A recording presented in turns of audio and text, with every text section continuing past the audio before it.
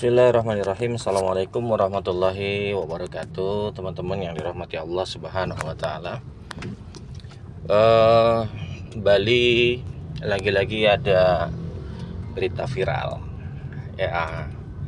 Jadi beberapa waktu yang lalu Gubernur Bali memberikan tanggapan berkaitan dengan penutupan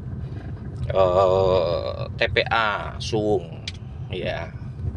Jadi memang TPA Suwung ini akan ditutup total pada bulan Desember tahun ini 2025, rencananya seperti itu. Dan per 1 Agustus TPA Suwung ini sudah tidak lagi menerima sampah organik, ya.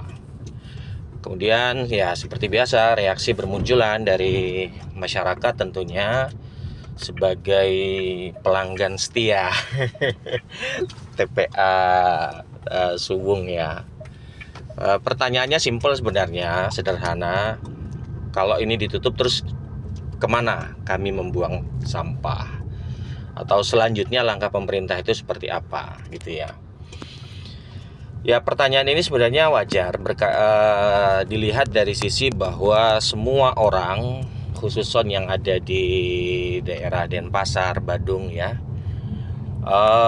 menganggap bahwa TPA Suwung ini memang bagian daripada fasilitas publik yang dibuat oleh pemerintah gitu untuk melayani kebutuhan masyarakat gitu. Jadi ini memang udah kadung diketahui sebagai sebuah fasilitas publik. Maka ketika dan fasilitas publik ini termasuk fasilitas publik yang vital, ya. Maka ketika ini ditutup atau ditiadakan, maka wajar ketika masyarakat kemudian bertanya, kemudian alternatifnya apa? Atau langkah selanjutnya seperti apa? Kemana kami harus membuang sampah dan sebagainya. Nah, menanggapi ini menarik apa yang kemudian disampaikan oleh Gubernur Bali, ya, bahwasanya ya sederhananya beliau mengatakan ya sampahmu kamu yang buat, ya kamu yang urus sendiri. Jangan kamu yang buat sampah, orang lain yang disuruh urus. Nah, ini menarik kali nih pernyataan ini gitu ya. Nah, tentu kita akan menyoroti ini dari sudut pandang Islam, ya. Bagaimana kemudian Islam memandang statement ini gitu ya. Layakkah seorang gubernur, ya, yang notabene-nya dalam Islam itu masuk dalam jajaran penguasa, mengatakan hal yang seperti ini apakah layak gitu kan? Dan indikasi apa sehingga kemudian pernyataan seperti ini kok muncul? Nah, pertama, secara alami, ya, tidak ada satupun manusia yang tidak menghasilkan sampah, gitu ya. Tidak ada satupun manusia yang tidak menghasilkan sampah. Ya, sederhananya misalnya, gimana ceritanya orang yang makan rambutan, makan durian misalnya, terus nggak boleh ada sampah? Ya, pasti ada sampah kan gitu. Apalagi misalnya saudara-saudara kita yang Hindu misalnya, yang banyak sekali itu punya upacara-upacara, yang di setiap upacara itu pasti ada bantennya, ya, ada sesajennya, dan seperti kita ketahui itu ditaruh begitu saja, entah di pertigaan, perapatan jalan, atau misalnya di jembatan misalnya gitu kan. Dan itu menciptakan sampah. Nah, gimana ceritanya tuh? Ya, mereka melakukan ibadah seperti itu tapi tidak boleh meninggalkan sampah, itu ceritanya gimana? Ini kan artinya harus dipahami bahwa memang menghasilkan sampah itu adalah bagian daripada aktivitas alami kita manusia gitu ya. Sehingga enggak mungkin kemudian nggak ada sampah, itu nggak mungkin, pasti ada sampah itu. Yang pertama. Yang kedua, Kalau mungkin kita bicara 1-2 orang misalnya ya, untuk bisa mengendalikan dirinya supaya nggak nyampah terlalu banyak misalnya, itu mungkin masih bisa ya. Tapi kalau kita sudah bicara masyarakat yang berada di sebuah provinsi ya, yang jumlahnya jutaan dengan berbagai macam karakteristik, maka tentu tidak semudah itu gitu ya. Kita mengatakan orang untuk jangan nyampah ya, itu tentu sesuatu yang tidak mungkin. Ya, artinya kebutuhan akan pengelolaan sampah ini adalah sesuatu yang doruri sifatnya, sesuatu yang wajib harus ada.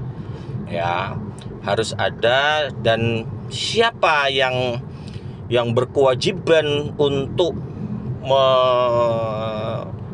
menciptakan atau membuat fasilitas publik seperti ini ya tentu adalah penguasa itu ya. Sehingga penguasa harus memikirkan bagaimana ceritanya supaya sampah-sampah yang pasti dihasilkan oleh masyarakat ini itu bisa dikelola dengan baik gitu ya, dengan berbagai macam teknologi dan sebagainya ya, itu monggo ya. Apalagi ya di negeri kita ini sampah itu ada iurannya. Ya kan, nggak ada yang ceritanya sampah itu nggak pakai iuran, apalagi di Denpasar misalnya atau di Bali secara umum pasti ada iurannya lah. Terus kemana iuran itu, kan begitu. Kalau misalnya iuran itu disetorkan oleh masyarakat tetapi kemudian tidak digunakan untuk menciptakan sebuah fasilitas pengelolaan sampah, maka wajar kalau kemudian masyarakat bertanya-tanya, gitu kan. Nah, ala kulli hal, blunder yang diciptakan oleh Gubernur Bali ini memang bagian daripada buah kapitalisme, gitu ya. Buah daripada kapitalisme yang cenderung individualistis, ya. Apalagi kemudian ini sama sekali tidak, dari sudut pandang Islam ini sudah menyalahi kewajiban daripada pemimpin ya, dimana kewajiban pemimpin dalam Islam itu adalah riayatus syu'unil ummah, mengurus ya semua urusan-urusan yang ada di tengah-tengah masyarakat, termasuk salah satunya adalah masalah sampah. Yang namanya mengurus itu berarti memang menjadi kewajiban, menjadi amanah, menjadi tanggung jawab, tugas yang harus ditunaikan oleh seorang penguasa. Jika tidak mau, ya maka jangan menjadi penguasa. Gitu. Ya, kalau mau menjadi penguasa ya harus siap dengan konsekuensi amanah untuk mengurus semua permasalahan urusan-urusan masyarakat. Gitu. Nah, oleh karena itu pernyataan seperti ini sebenarnya pernyataan yang sangat tidak tepat ya, dikeluarkan oleh seorang penguasa ya, dengan menyuruh orang mengurus sendiri urusan sampahnya masing-masing ya, atau disuruh jangan nyampah gitu ya. Ya, ini mirip-mirip dengan statement beberapa penguasa petinggi yang lain ya. Kalau cabai mahal ya tanemen dewe gitu. Ikan mahal itu ya mancing dewe. Ya, beras mahal tanemen. Ya, ini kan solusi-solusi yang menggelikan gitu ya. Oleh karena itu sekali lagi, ketika kita menyuarakan pentingnya Islam diterapkan di tengah-tengah kehidupan, maka Islam akan mampu untuk menyelesaikan permasalahan seperti ini, gitu ya. Dan penyelesaian ini adalah penyelesaian ya, di dalam Islam adalah penyelesaian yang tuntas, karena para penguasa menjalankan tugasnya bukan sekedar karena ini tugas, tetapi karena ini adalah amanah dari Allah Subhanahu wa taala. Jadi orientasinya tetap orientasi akhirat. Nah, oleh karena itu mari ya, dengan kasus ini sebenarnya menambah lagi deretan ya alasan untuk tidak menunda ya menerapkan Islam itu dalam kehidupan. Allahu Akbar. Assalamualaikum warahmatullahi wabarakatuh.